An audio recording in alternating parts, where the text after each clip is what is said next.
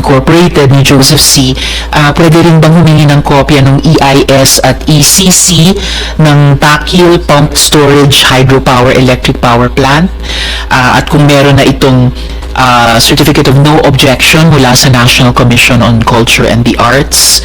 At lastly, kung pwedeng humingi ng kopya ng exploration permit ng Woggle Corporation sa Dupax del Norte, Nueva Vizcaya, Mr. Secretary. We will submit the same, Madam Chair. For Thank you, Pakil Secretary. Both for Pakil, Pumped Storage Hydropower Electric Power Plant, and then so the EIS, ECC, and Certificate of No Objection from NCCA there, and then yung exploration permit sa Dupax del Norte, Nueva Vizcaya, permit of Woggle Corporation. Salamat, Secretary.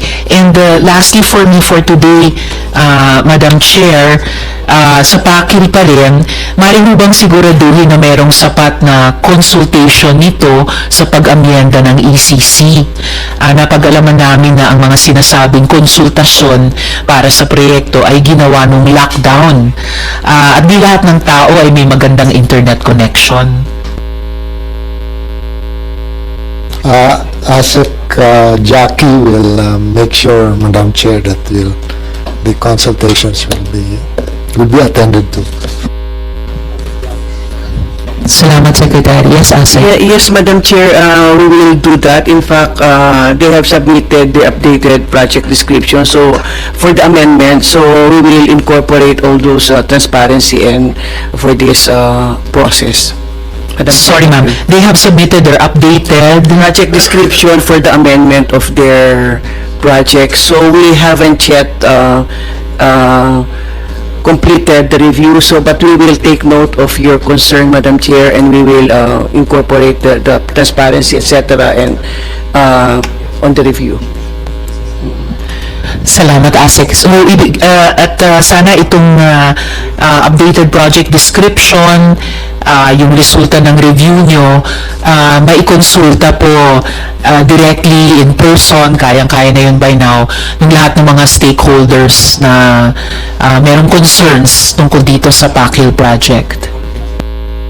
Yes, Madam Chair.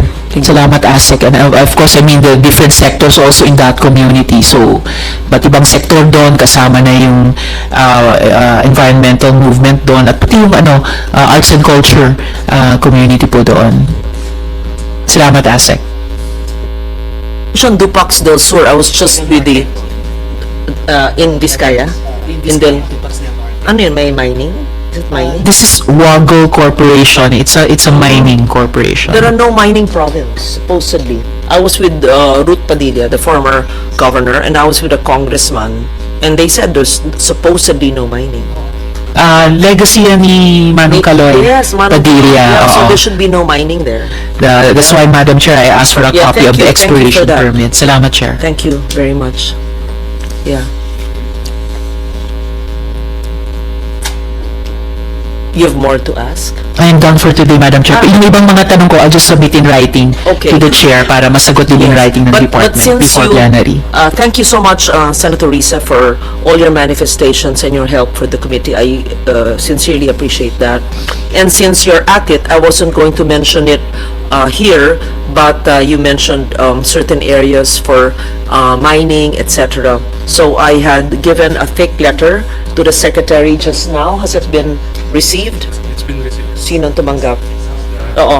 This was what was mentioned during the first hearing, that an ECC was granted for a broader or additional coal mines in my province of Kaluya.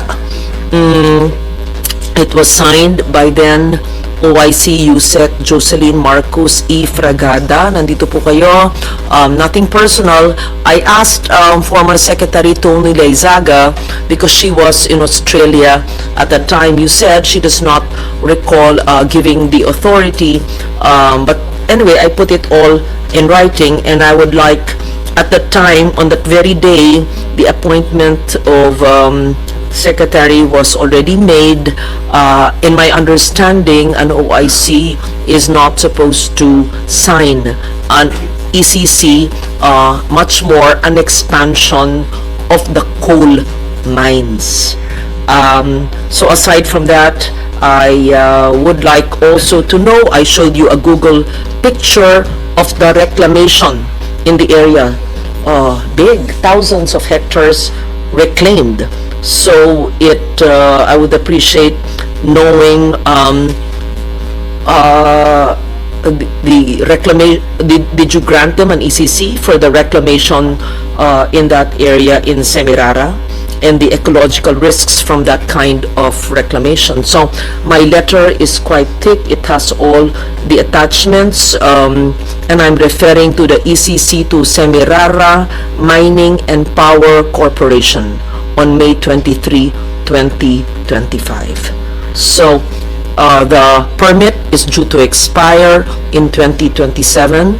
An expansion of the coal mines was granted ECC by the DNR by an OIC on the day that the secretary was abroad and the new secretary was announced. Aside from that, the reclamation that has been going on for years, if not decades, in the same island. So I'd like to bring it to your attention, and I would like to earnestly request for a review and a possible revocation of the ECC, similar to the requests of Senator Risa in the other areas. This is very close to my heart. Nothing personal po, Yusek Fragada. It just so happened that it was your signature there, and so I would earnestly ask the Secretary to look into this matter. Yes. We will look also. into it, Madam Chair. Thank you. Madam Chair. Thank you. Madam Chair, since you mentioned coal, so just to share with everyone here that I received a message just last Sunday from Jerry Arances of CEED, CEED, and Power for People Coalition, in which he conveyed to me what they consider a very alarming development on coal and energy transition that they interpret as government in effect and in essence really having turned its back on the coal moratorium. So nilaki po niya yung kopya ng isang advisory subject clarification on the non-coverage to the coal moratorium policy dated 14th October 2025 and signed by Secretary Sharon. So I think this advisory has been received by the renewable energy and just energy transition advocates with, as he said, great alarm, and I hope that there will be an opportunity for the Environment Department to discuss this with the Energy Department, and of course to discuss with the advocates themselves kung ano yung pinakatamang response ng gobyerno dito. Salamat, Madam Chair. Thank you for putting that in the record, because I received a similar message from CEED, from Jerry Arances, and while that concerns energy, of course, it also concerns the environment. So thank you for, what is the action that you wish taken? Well, my legis unit is also still studying the advisory, pero dahil nabanggit niyo na yung coal, Madam Chair, shinare ko na rin sa lahat ng mga resource persons natin dito. Salamat po. Thank you, Madam Chair. We fully note. So much. The chair will still go down. He still will propound questions. In the meantime, nagpapasalamat ako sa Philippine Space Agency. Asan kayo? They've been here for 2 days, no? 2 hearings. Yes, Madam kasi Chair. importante magamit yung satellite imagery nyo for tree planting validation. Tama? Yes, Dr. Madam Gay Chair. Jane Perez, we recognize you. So we must, yes, we must determine how the satellite-based verification strengthens the transparency and accountability in the reforestation projects. Maaring gawin yun. Nagkatrabaho na ba kayo together with FMB? Do you work together already? Thank you, Madam Chair. So yes po, we work already together with the DNR. In fact, we have a memorandum of agreement with DNR on the National Greening Program. So we are using satellite data po with the Office of USEC CP David, the Geospatial Database Office, and also with the Forest Management Bureau. So, how accurate are these validations compared to the on-ground data? Madam Chair, the satellite actually provides a wide coverage, no, and the means to monitor the National Greening Program on a nationwide scale. So actually, it provides a faster means of quantifying the progress of the National Greening Program. The on-ground validation is still very important po to calibrate what the satellite sees. So these two measurements, the satellite coupled with the ground validation, gives us more reliable and accurate information, Madam Chair.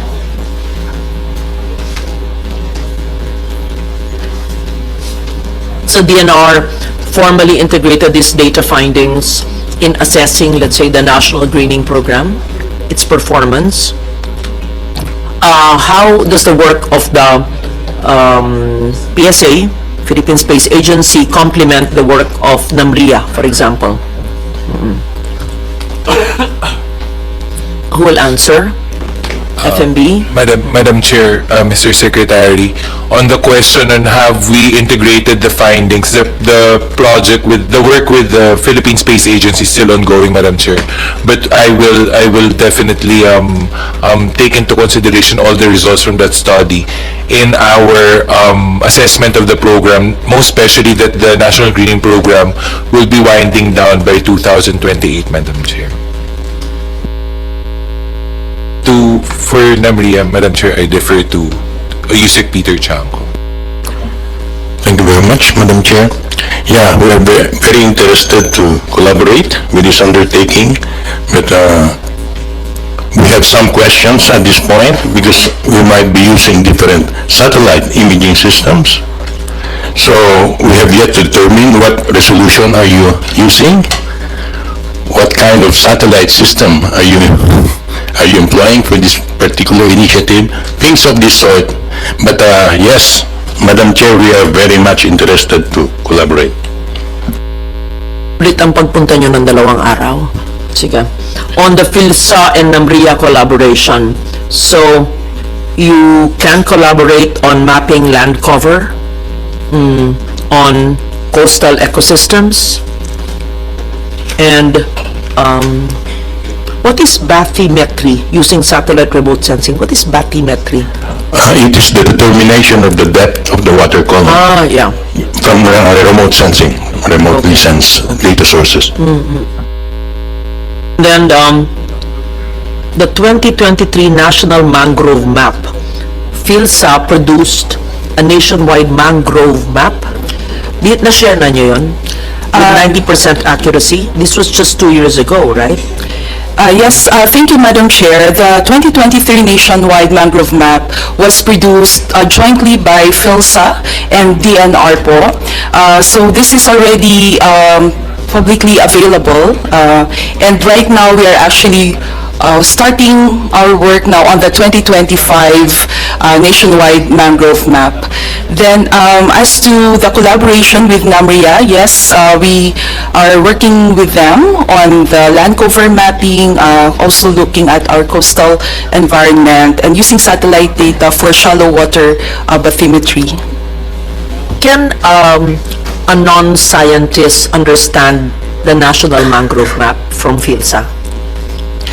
Yes, Madam Chair. In fact, the Nationwide Mangrove Map was, when it was released, we employ citizen science to help us validate the map. So we have an app po, together with the DNR. We invite ordinary citizens, even students, to look at the map and see whether, I mean, in their localities, no, they have mangroves, and there's an app where they can give us data whether there's indeed a mangrove there, the species, and other information.